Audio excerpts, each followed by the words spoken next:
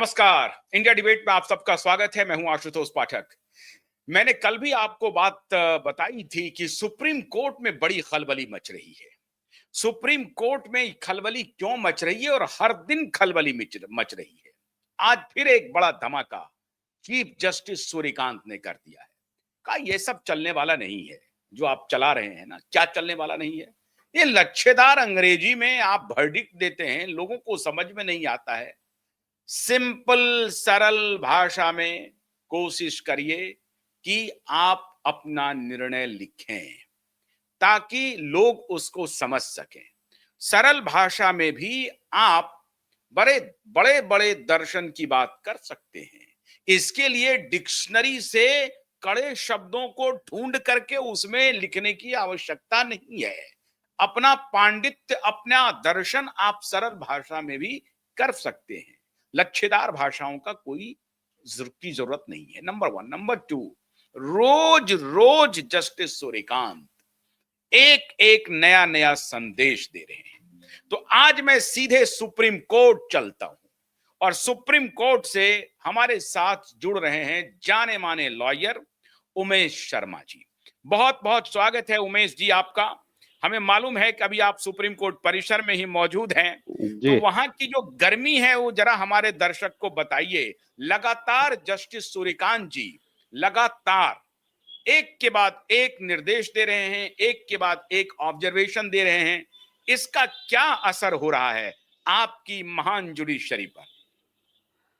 जी, ये एक बहुत ही शुभ संकेत है। आप देखेंगे तो समझ में आएगा। हम्म। जो इन्होंने मेंशनिंग को लेकर अभी कानून तो नहीं बनाया। मेंशनिंग को लेकर होता क्या था कि जब आपको केस की जल्दीबाजी है, आपने देखा होगा कि आज लगा कल सुनवाई हो जाती है, परसों फैसला हो जाता हम्म। है। तो वैसे में हमने ये देखा है, जो हम प्रैक्टिस करते हैं यहाँ पर, कि जब कोई हेवी वेट आप नहीं खड़ा करेंगे तब तक आपके केस की प्रायोरिटी नहीं लगती, बोर्ड पे उसको सुनवाई के लिए लिया भी नहीं जाता है। तो ये आम ओ। आदमी के कोई हित की कहीं दिखाई नहीं देता। अगर हम्म। आप एक बड़ा अगर वकील एक हेवी काम कर वेट सकते खड़ा हैं उमेश जी, एक काम कर सकते हैं उमेश जी नहीं कि वहां करेंगे, से चूंकि अगर उस तरह से। उमेश जी आपके वीडियो में थोड़ी सी दिक्कत हो रही है। जी दिक्कत हो रही है ना? तो आप खाली वीडियो वीडियो ऑफ कर दीजिए। हाँ हाँ ऑडियो आपका परफेक्ट आ रहा ओके है। सिर्फ वीडियो ऑफ कर दीजिए तो वहां मुझे मालूम है। हाँ, अब आप बोलिए आराम ओके से, बोलते जाइए। चलेगा चलेगा। हाँ, बोलिए। ठीक ठीक। हाँ, हाँ, उमेश जी का फोटो लगा दो वहां तो ये हम प्रैक्टिशनर्स का पे। बहुत कि ये हाँ, बोलते बहुत जाइए। बड़ी ट्रेजेडी है। अब ये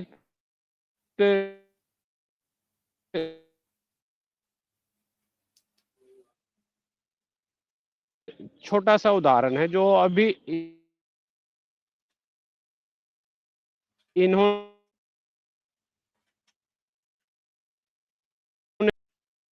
ये विषय उठा दिया। चूंकि चीफ जस्टिस ने ये बात बोली है, इसलिए इसको और गंभीरता से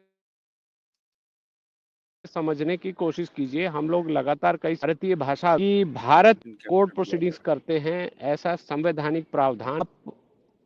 उस इसको जैसे तैसे करके कहीं कहीं से कुछ जुगाड़बाजी करके, मैं चाहूंगा कि अनुच्छेद 348 जो हमारे संविधान का है, उसका अवलोकन करेंगे तो आप पाएंगे कि उसमें ये प्रावधान किया गया था कि उस राज्य के राज्यपाल महामहिम राष्ट्रपति से अनुमति लेकर उस राज्य की भाषा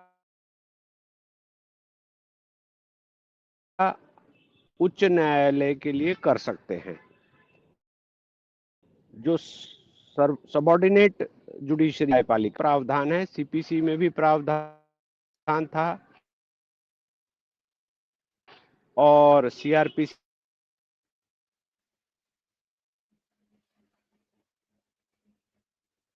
में था, जो अब बदलकर बीएनएसएस हो गया है। उमेश उसमें जी, पहले किसी से ऐसी प्रावधान जगह था पे कि उस राज्य की राजभाषा ही वहां की भाषा रहेगी। लेकिन हमने क्या किया, हम इसको गौर एज इट इज जैसा वो छोड़ के गए।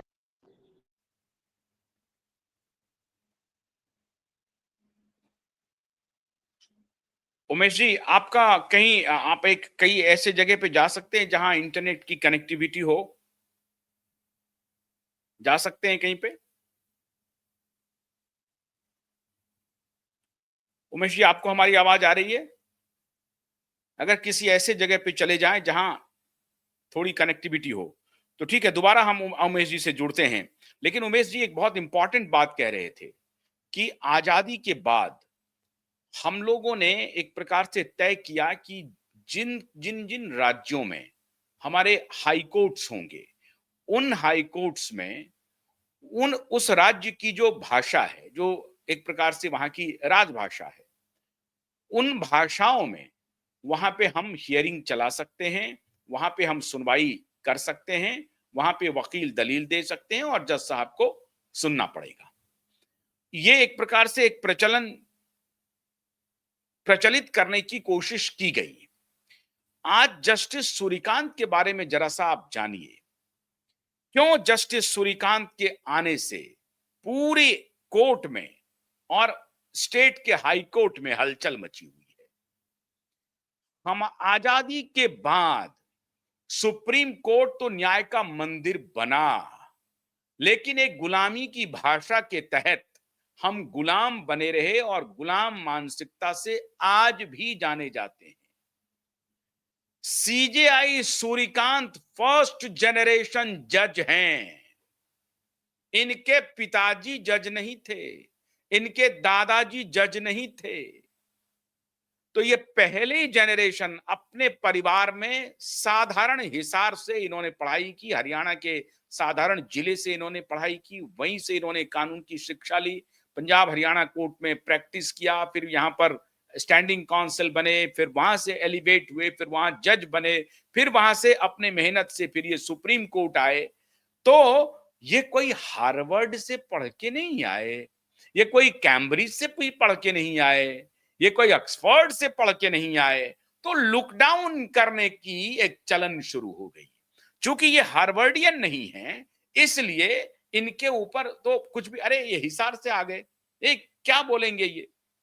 तो अब पहले जनरेशन के जज होने की वजह से जो उमेश जी कह रहे थे, एक बार फिर से लगाओ उमेश जी को, अगर संपर्क जुड़ जाए तो, जो उमेश जी कह रहे थे कि फर्स्ट जनरेशन जज होने का क्या क्या प्रभाव पड़ रहा है अभी।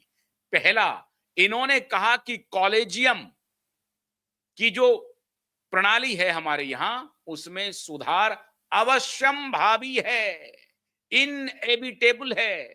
कॉलेजियम में सुधार करना पड़ेगा। ये नहीं चल सकता है कि बाप दादा पोता चलते जाए, ये उनको बढ़ाए, ये उनको बढ़ाए, ये उनको बढ़ाए। ये बपौती नहीं है सुप्रीम कोर्ट, ये चलेगा नहीं कि सब मिलकर के, उनके चाचा एक कमेटी में है, चाचा के ऊपर किसी और दोस्त उस कमेटी में है, दोस्त ने उस चाचा के लड़के को कह दिया, अभी बिहार का बन गया, एक महाराष्ट्र का बन गया, एक कर्नाटक का बन गया, और फिर घूम फिर करके सारे लोग अपना सुप्रीम कोर्ट में चौकड़ी जमा लेंगे। ये चाचा भतीजा दादा पोता ये नहीं चलेगा। अब ये बात इन्होंने बहुत खुल करके सुप्रीम कोर्ट में कहना प्रारंभ किया है और इस पर चर्चा आम हो गई है। आपको याद होगा कि प्रधानमंत्री नरेंद्र मोदी भी इस परंपरा के विरोधी हैं। वो भी चाहते हैं कि भारतीय न्याय व्यवस्था पारदर्शी, निष्पक्ष और जिम्मेदार हो। ये पारदर्शी, निष्पक्ष और जिम्मेदार कब होगा? जब इसमें बाप दादा चाचा भतीजा पोता पोता ये सब खेल खेलना बंद होगा। तो ये इसलिए कर रहे हैं कि ये कॉलेजियम की वजह से नहीं आए हैं। कॉलेजियम की अगर इच्छा रहती तो ये कभी नहीं बन पाते। ये तो छोटे से इलाके से, कस्बाई इलाके से, हरियाणा से आए, छोटे यूनिवर्सिटी में पढ़े, वहां से फिर मेहनत किया और अपने सामर्थ्य के बल पर, अपने ज्ञान के बल पर इन्होंने हाई कोर्ट से सुप्रीम कोर्ट की यात्रा की और फिर सुप्रीम कोर्ट से ये सुप्रीम जज बने, चीफ जस्टिस बने। उसके बाद जब इस तरह का व्यक्ति उच्च पद पर पहुंचता है तो निर्णय बहुत ही चौंकाने वाले होते हैं, क्योंकि उनमें रीढ़ मौजूद होती है। सीजीआई यही साबित कर रहे हैं कि इनमें रीढ़ है। और अभी उमेश शर्मा जी बतला रहे हैं कि ये जो मैंने कल भी आपको बताया था कि सुप्रीम कोर्ट में हलचल है, उमेश शर्मा जी जैसे वकील जो बिहार से आए हैं, पटना से, एक छोटे इलाके से आए, हालांकि उनकी शिक्षा दीक्षा दिल्ली विश्वविद्यालय में हुई, लेकिन वहां से आकर के इन्होंने अपनी जगह बनाई। उमेश शर्मा जैसे सैकड़ों हजारों वकील के लिए खुशखबरी है। और वो सारे वकील अभी खुश हैं जो ऑक्सफोर्ड और हार्वर्ड से नहीं आए हैं पढ़ करके। उनके ऊपर कोई हार्वर्डियन तमगा नहीं है। जो सुप्रीमेसी का, अब मैंने अंग्रेजी में वो बोल रहे हैं इसलिए वो सुप्रीम हो गए, इसलिए वो ज्ञानवान हो गए, ऐसी जो चलन थी उस चलन को माननीय सीजीआई तार तार करने जा रहे हैं। और इसीलिए चीफ जस्टिस ने ये नया धमाका किया है कि साहब ये नहीं चलेगा कि आप अंग्रेजी में या लच्छेदार भाषा में, कठिन भाषा में आप कोई वर्डिक्ट देते हैं जो क्लाइंट समझ ही नहीं पा रहा है कि कहा क्या गया है। इसे जानने के लिए उनके पास किसी लर्नेड वकील के पास जाना पड़ेगा, फिर वो लर्नेड वकील भी कई बार कंफ्यूज हो जाएगा तो किसी और लर्नेड वकील के पास आना पड़ेगा।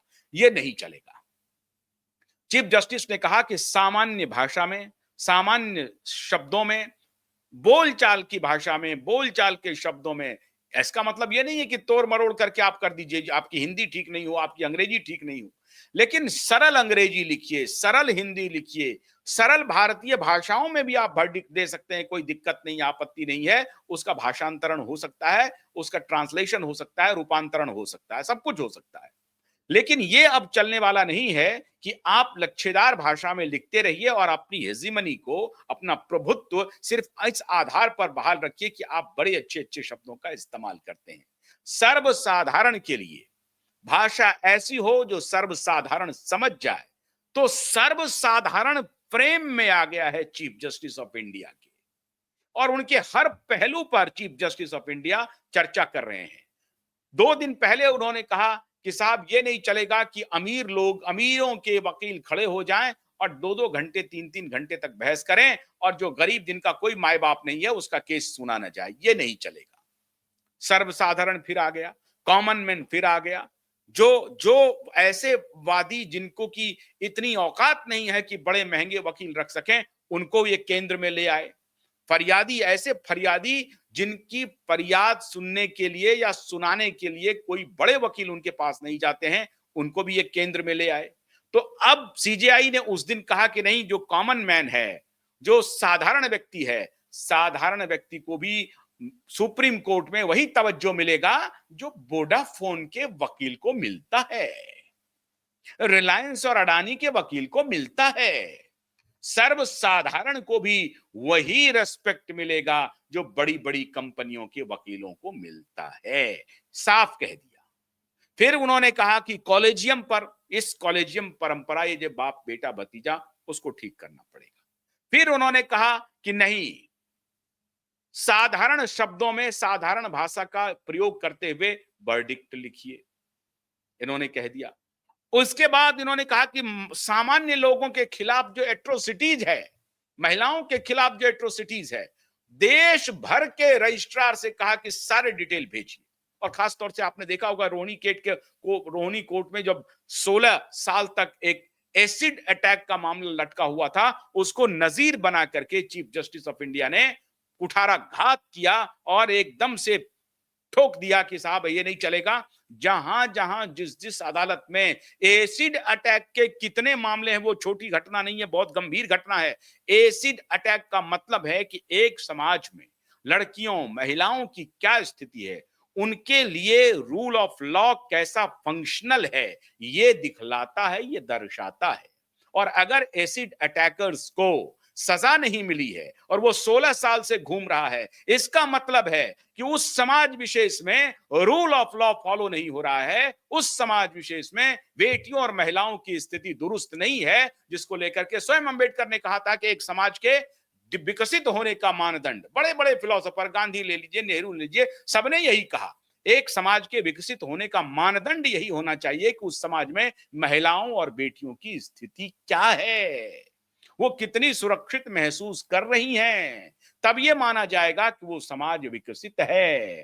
तो सीजेआई ने ऐसे छोटे छोटे बिंदु को अपने संज्ञान में लेकर के उस पर अब हथौड़ा चला रहे हैं, और इसलिए मैं अभी गया था सुप्रीम कोर्ट सीधे, लेकिन संयोग बस उन कनेक्टिविटी का कुछ प्रॉब्लम था, हम इसलिए उमेश शर्मा जी से पूरी बातचीत नहीं सुन पाए। अगर फिर मौका मिलेगा उमेश जी से हम बात करेंगे और आपको बताएंगे कि किस प्रकार से सीजीआई ने सुप्रीम कोर्ट में हलचल पैदा कर दी है और हर दिन एक हथौड़ा चला रहे हैं, हर दिन।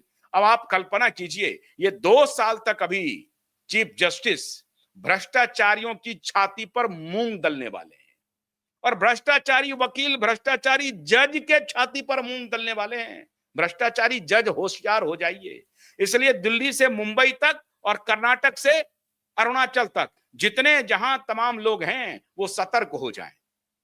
सीजीआई ने कमर कस लिया है कि वो 2 साल में जुडिशियल रिफॉर्म के तर्ज पर वो सारी बातें कर गुजरेंगे जो जुडिशियल रिफॉर्म के लिए इनएविटेबल है, वो कर रहे हैं, और कॉमन मैन उनके केंद्र में है, पैसा केंद्र में नहीं है, अंग्रेजी भाषा केंद्र में नहीं है।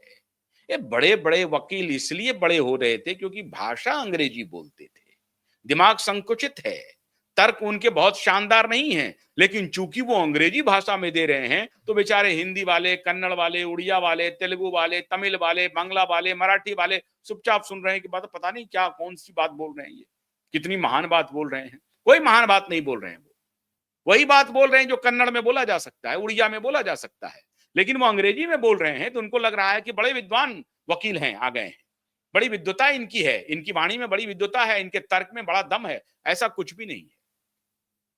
अगर आप थोड़ी थोड़ी भी अंग्रेजी समझ लें और बड़े बड़े वकीलों के तर्क को देखें तो आपको कई बार लगेगा कि ये बड़े किस प्रकार के हैं, तो महामूर्ख हैं।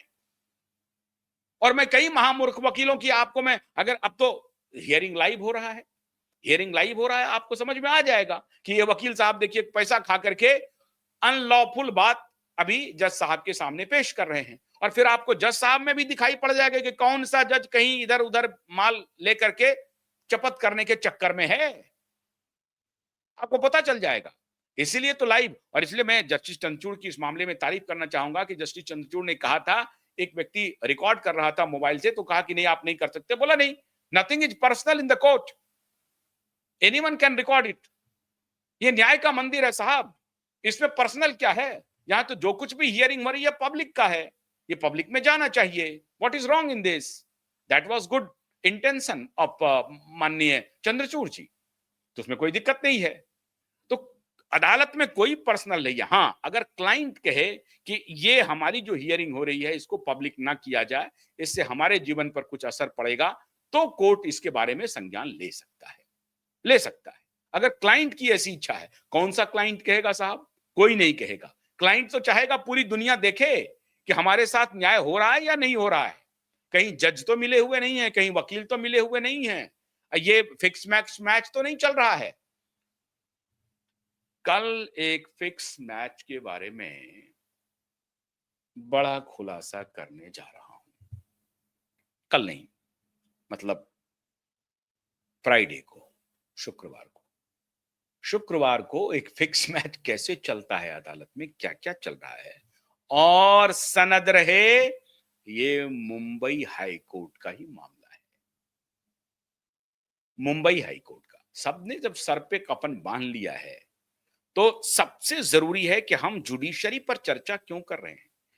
एक फंक्शनल डेमोक्रेसी के लिए स्वयं बाबा साहब भीमराव अंबेडकर ने भी कहा कि फंक्शनल डेमोक्रेसी के लिए एक फंक्शनल, ट्रांसपेरेंट, अकाउंटेबल एंड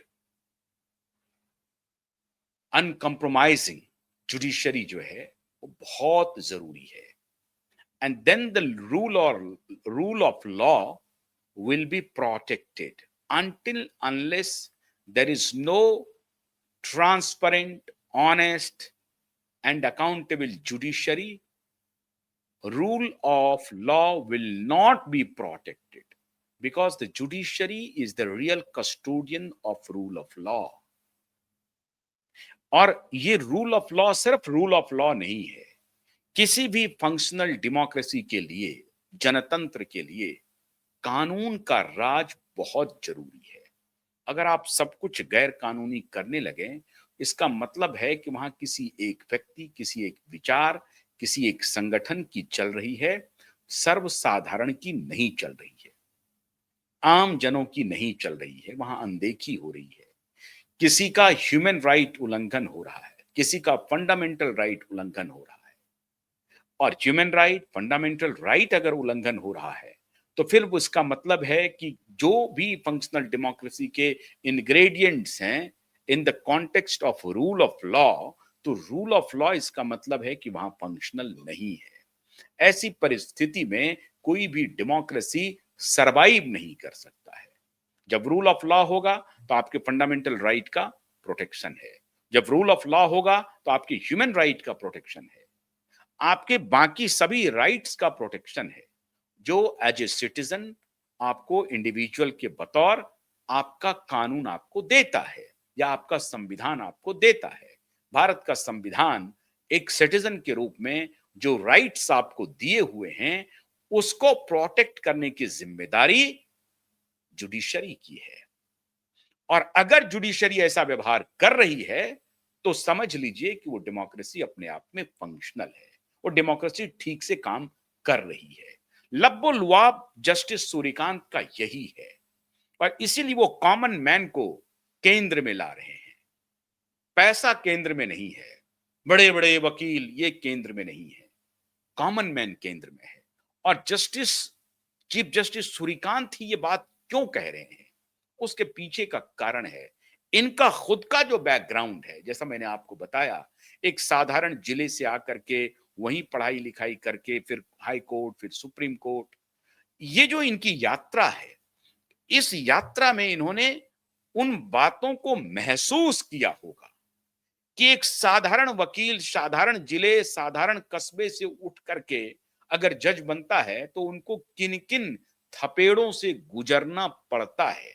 और इसी आलोक में वो ये देख रहे होंगे कि एक साधारण क्लाइंट जब आता है, फरियादी आता है, उसमें और एक बड़े क्लाइंट में फर्क क्या होता है, साधारण क्लाइंट को लेकर के कोर्ट का रिस्पॉन्स कैसा होता है और बड़े क्लाइंट को लेकर के कोर्ट का रिस्पॉन्स कैसा होता है। ये पिछले 20, 25, 30 वर्षों में चीफ जस्टिस सूर्यकांत ने खुद महसूस किया है, तभी इस तरह के लगातार वो निर्देश दे रहे हैं। लगातार निर्देश क्या हो समझिए, फैसला ही है। तो लगातार उनके ये फैसले आ रहे हैं। कभी कॉलेजियम पर उनकी टिप्पणी आती है, कभी पैसे वाले वकीलों पर, महंगे वकीलों पर और छोटे फरियादी की अनदेखी पर टिप्पणी आती है।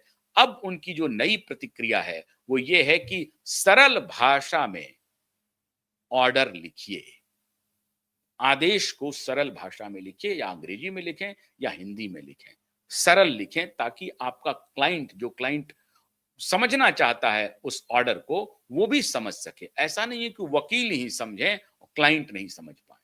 ये बहुत बड़ी बात है मित्रों, बहुत बड़ी बात है। इसका मतलब है कि भारत में न्याय व्यवस्था संपूर्ण ट्रांजिशन के पेज में आ चुका है और अब ये ट्रांजिशन इनएविटेबल प्रतीत हो रहा है। और ऐसा लगता है कि आने वाले दिनों में जिनके परिवार में, खानदान में जज हैं वही जज बनेंगे, ऐसा नहीं है। साधारण लोग भी चीफ जस्टिस ऑफ इंडिया की कुर्सी को सुशोभित कर सकते हैं। इसलिए सीजेआई का इस तरह का जो आचरण है, देश में कॉमन मैन के लिए बहुत बड़ी राहत की बात है। तो आप सीजेआई के इन सभी निर्णयों को सेलिब्रेट कीजिए और हम भी सैल्यूट कर रहे हैं सीजेआई के निर्णय को। शुक्रवार को विस्फोटक जानकारी लेके आ रहा हूं। बहुत बहुत शुक्रिया। नमस्कार।